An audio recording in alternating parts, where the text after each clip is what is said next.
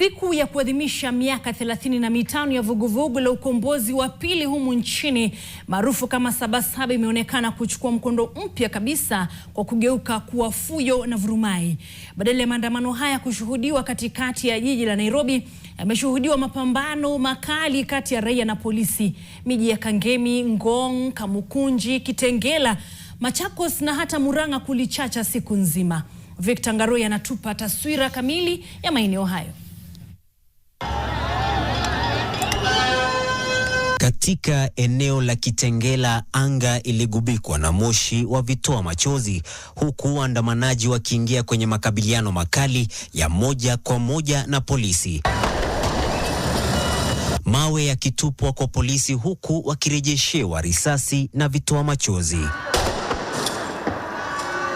Katika maeneo ya uwanja wa Kamukunji, eneo la kihistoria ya harakati za demokrasia ambapo Sabasaba ya kwanza ilifanyika nchini mwaka wa 1990, polisi walivurumisha vitoa machozi kuwatawanya waandamanaji waliojaribu kukusanyika hapa.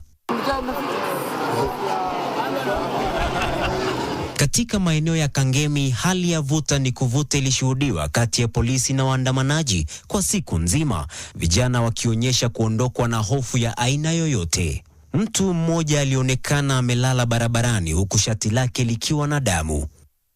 Katika eneo la Ongata Rongai, wanaume waliovaa mavazi ya kiraia walionekana wakisafiri kwa magari aina ya Subaru wakiwa na bunduki. Sauti za hofu zilisikika zikidai kwamba kulikuwa na risasi zinazotumika dhidi ya waandamanaji. Machakos nayo haikusalia nyuma. Hapa waandamanaji walitandaza mawe barabarani na kuingia kwenye makabiliano ya wazi na polisi. Milio ya risasi ikisikika huku moshi mzito ukifunika anga ya mji huo. Hali kama hiyo ilishuhudiwa pia Murang'a, ambapo inadaiwa kulishuhudiwa maafa na majeruhi ya risasi. Katikati mwa jiji la Nairobi, kimya kilitanda. Tangu alfajiri, polisi walizuia watu wengi kuingia katikati mwa jiji, wakiwaagiza warudi nyumbani bila kujali wanakoelekea. Victor Ngaroya, NTV.